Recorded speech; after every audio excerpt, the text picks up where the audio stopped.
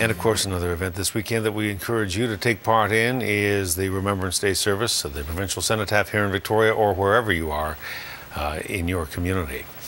Well, if it's Friday, it means that Bruce Williams is here with another unique take on life on the island. And as we mark Remembrance Day this weekend, you may want to learn more about the Letters and Images project that honors Canadians who have served our country.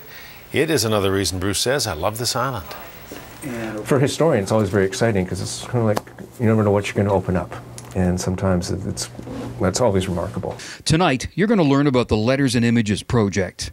It's the largest collection available online of correspondence from Canadian Army, Navy, and Air Force personnel serving in a war far away from home.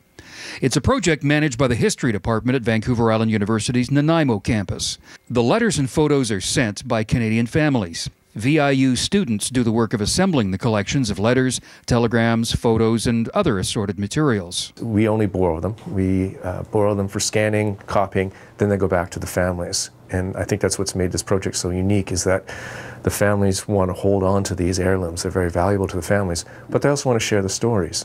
The pictures and the letters that were sent by the soldiers overseas, of course, arrived by mail the old-fashioned way, but when the collections show up here at Vancouver Island University, they come in a little more modern way.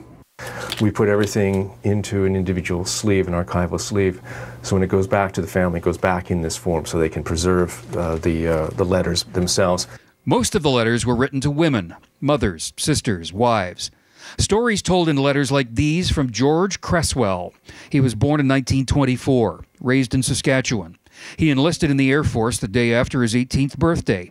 There are 95 letters in his collection, the last written February 19, 1945. 2 days later, his plane was shot down and he was killed. George was 20 years old. But I know the students who are working on the project, they become very involved in that particular collection.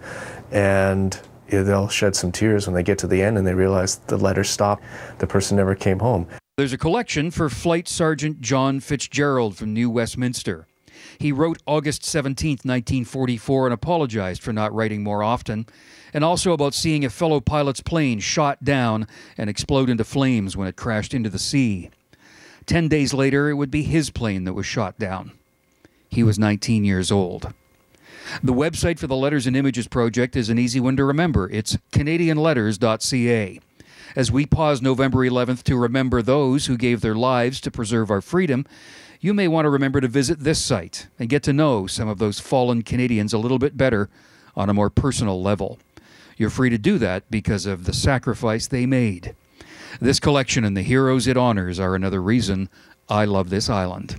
Bruce Williams, CTV News, Nanaimo. Indeed, Bruce, thank you. If you know a person, place, or thing that Bruce should check out and share with us, send us an email to ilovethisisland@ctv.ca.